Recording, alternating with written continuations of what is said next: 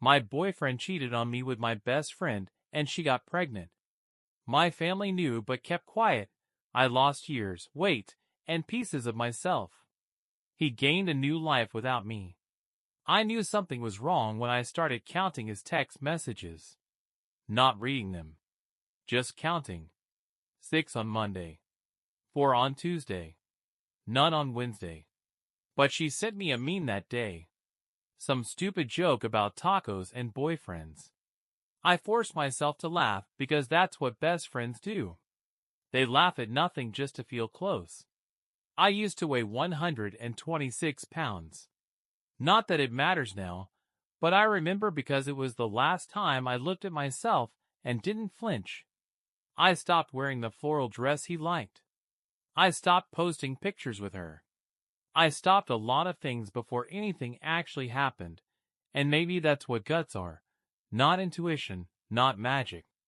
Just your body being honest when your brain still wants to believe. We'd been together 3 years. She and I had been friends since middle school. I don't even remember how it started, just that it never stopped. We spent more holidays with my family than his. Everyone knew her. Everyone loved her. My mom once joked that if I ever died, she'd want him to marry her. I laughed. I remember laughing. The night it happened, I was at my sister's house watching her kids so she and her husband could go to some wine and paint thing. My phone died around 9 p.m. When I got home, he was already asleep. Or pretending to be. He smelled like her perfume. The vanilla one she used sparingly, but it still knocked you in the face. I didn't say anything. I just crawled into bed and faced the wall. I asked her to hang out the next day. She said she was busy with a migraine. Then posted a selfie from a beach bonfire. His hoodie in the background. His beer. Her smirk. I took a screenshot and stared at it like it would confess something. It didn't. It just sat in my camera roll next to old pictures of the three of us. Birthdays, brunches, board games. I scrolled until I couldn't anymore, and then threw my phone across the room. That was 2 weeks before she told me she was pregnant. She waited until after my birthday. Brought me a slice of cake from a bakery I hated. Said she had something to tell me. I thought she was dying. I actually braced myself for cancer. Instead, she smiled like she won a prize.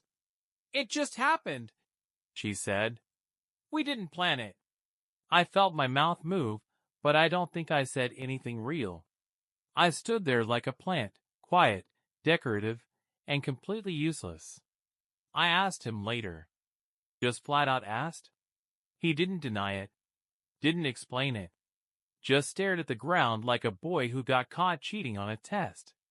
And then he said, "It wasn't supposed to be like this." He moved out 3 days later. The worst part wasn't the betrayal. It wasn't the cheating or the pregnancy or the way she started calling him babe in front of me like we didn't share a decade of inside jokes. The worst part was when I found out my parents knew. My brother knew. Even my cousin, the one I barely talked to, the one who still thinks Facebook is the internet, she knew. They all knew. For months. And no one said anything. Apparently, he told my dad during a man-to-man talk. Told him it was a mistake, that he was confused, that it was complicated. My dad said he deserved a chance to fix it. My mom said she didn't want to interfere. My sister said it wasn't her place. But it was mine, wasn't it? It was my place to sit in the dark, scrolling through old messages, trying to figure out which moment was the last real one. It was my place to explain to people why the wedding was off even though we weren't technically engaged yet. It was my place to cry in the car during my lunch breaks and pretend everything was fine the second I walked back into the office.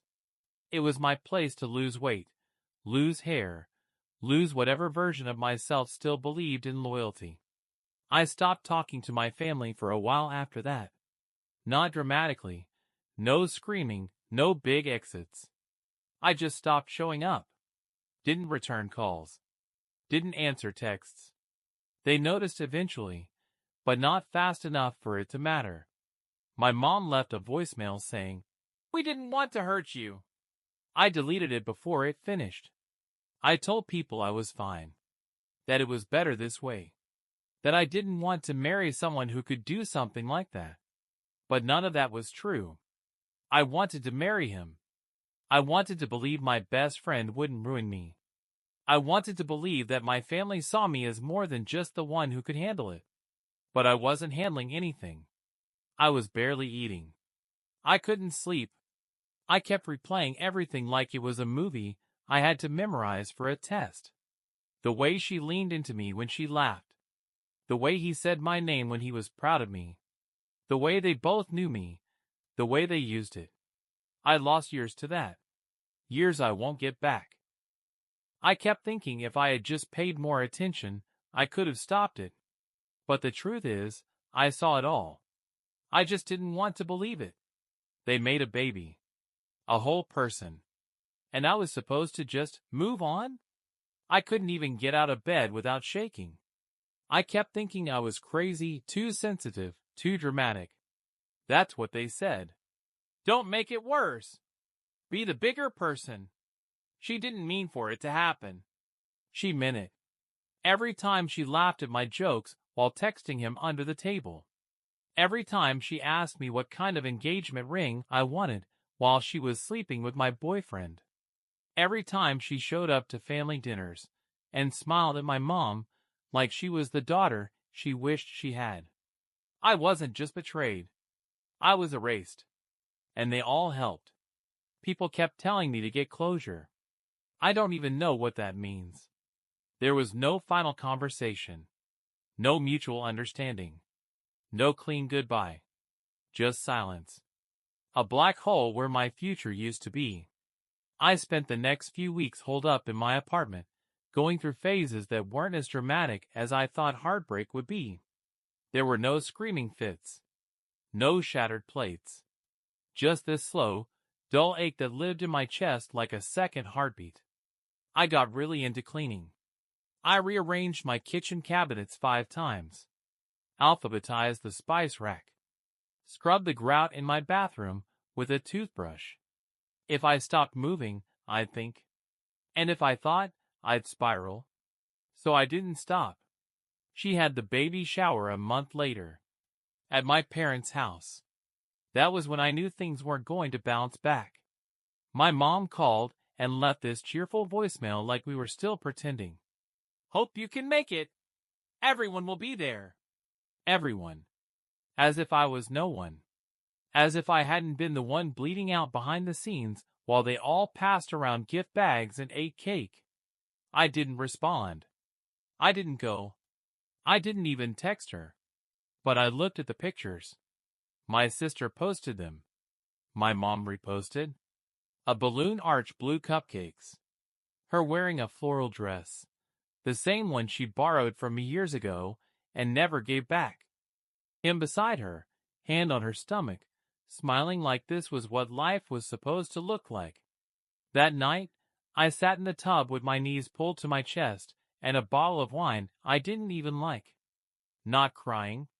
Not even mad. Just blank.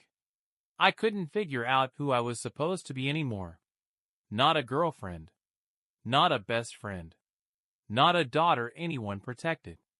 Just this weird leftover version of myself that didn't belong anywhere. I started going to therapy because I was either going to scream in public or start messaging them things I'd regret. The therapist asked me what I wanted. I said I didn't know, but I did. I wanted them all to feel as disposable as they made me. I wanted to burn the group chats and the brunch memories and the stupid inside jokes that don't make sense anymore. I wanted someone to say, "You were right to leave. They were wrong to stay." But no one ever does. One night, I drove past their apartment. I didn't plan it. It just happened. I was heading home and took the long route because I couldn't face my empty place yet. Their lights were on.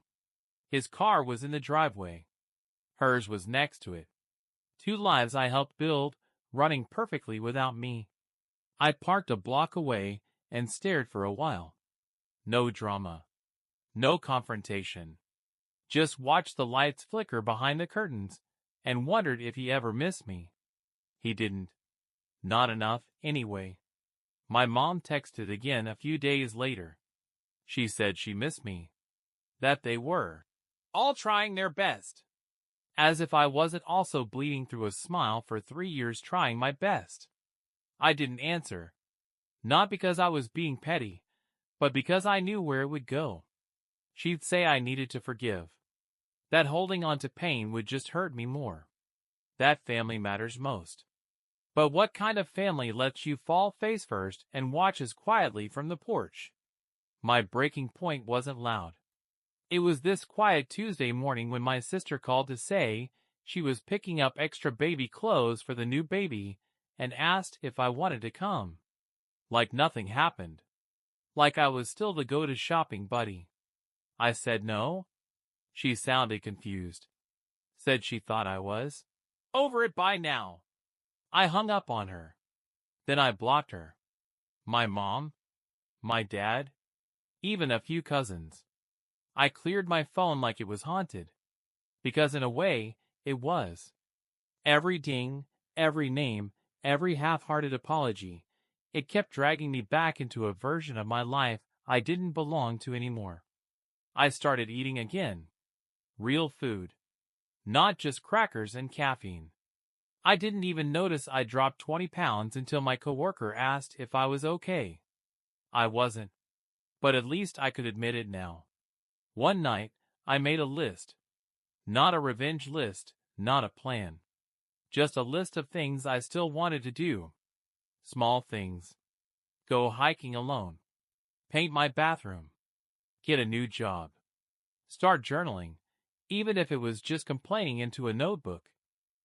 I didn't even know if I wanted a future, but I figured it was time to stop building it around people who saw me as optional.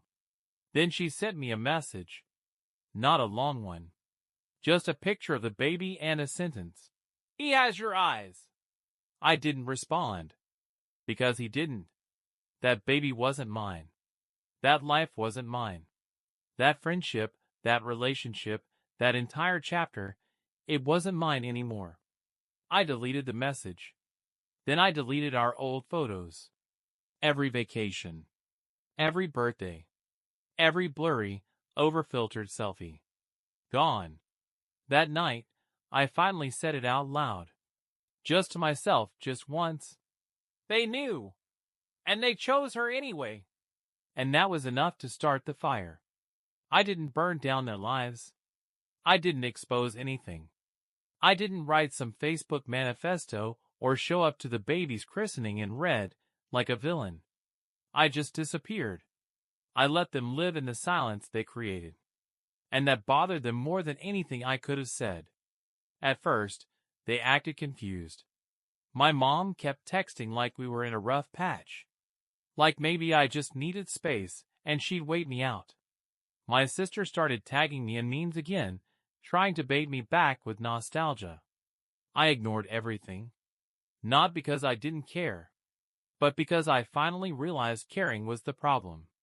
They lost access to me. I got a new job in a different part of the city. Nothing flashy. Just far enough that I didn't run into anyone I used to know. I moved into a smaller apartment. Gave away the couch we picked out together. Sold the blender she gifted me.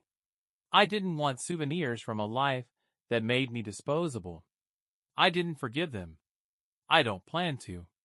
Forgiveness is for people who made a mistake, not for people who built a whole lie and watched you live inside it. My dad reached out next. Called from a number I didn't recognize. Left a voicemail saying he missed his daughter. I played it twice, then deleted it. He missed the version of me that kept the peace. The one who let them walk all over me because I thought that's what love looked like. That version doesn't live here anymore. He helped cover up the affair. That's what it was, not some romantic accident, not a moment of weakness. It was an affair. Repeated, hidden, and then conveniently delivered as news, once the outcome couldn't be undone. And my dad, the man who taught me to always tell the truth, knew. Smiled in my face while knowing. Passed the potatoes at dinner while knowing. I started over without telling anyone. No announcement. No new chapter caption. I just lived. Quietly. On my terms. I bought myself flowers every Friday, not because I'm healing or whatever garbage people say, just because I never got them when I was supposed to. I went to movies alone. I learned how to install my own shelves. I built a life without witnesses. Then one night, I got tagged in a photo I wasn't supposed to see. Her baby's first birthday. My old friend. My ex. My family. Together. Laughing. Celebrating. A homemade sign in the background. Family is everything. And there it was. Proof. Not just of the betrayal, but of the rewrite. They erased me. Painted over the cracks and replaced the character. She slid right into my spot like it was always hers. And no one said anything. I didn't cry. I didn't throw anything. I just stared at that photo and thought, they picked her. Let them have her. The thing about walking away is people assume you're angry. They keep waiting for the explosion. But I wasn't angry anymore. I was done. Done explaining why it hurt. Done hoping someone would finally see it from my side. Done replaying conversations looking for the sentence that would have changed the outcome. There was no magic sentence. No version of me that could have fixed it. They didn't make a mistake. They made a choice. Repeatedly. And I finally did too. Months passed. I stopped keeping track. I didn't count the silence like I used to count text messages. I didn't measure my worth by who checked in. I didn't post anything that invited their pity. I saw her once at the grocery store. She didn't notice me. Her kid was crying, and she looked exhausted. He wasn't with her. I just kept walking. She didn't deserve a scene. And I didn't need closure. Not from her. Then one day, my sister emailed me. A long message. Said she missed me. Said it broke her heart that we weren't close anymore. Said she wished she could go back and do things differently. But not once did she say she was wrong. Not once did she say she chose silence over me. It was just guilt dressed up as longing. I didn't respond. I archived it. Because here's the truth no one likes. Sometimes people don't get to come back. Sometimes the damage isn't reversible. Sometimes your absence is the consequence they earned. And no, it doesn't make me bitter. It makes me free. I don't wish them well. I don't wish them harm. I just don't wish anything at all. That chapter's closed. Not with a bang. Not with forgiveness. Just silence. I gained weight back. Not all of it. Just enough to feel like myself again. I stopped obsessing over control. Started going outside more. Laughed at things that weren't memes. Met new people. None of them know what happened. They just know me now. The version that survived. He has a new job. She stays home. The kid's cute. Whatever. That's their life. I don't stalk anymore. I don't dig for updates. If I run into a relative, I smile and keep walking. I don't owe them anything. They made their choice. I made mine. I lost years, weight, and pieces of myself. But I got something back too. Not joy. Not peace. Just clarity. And that's enough.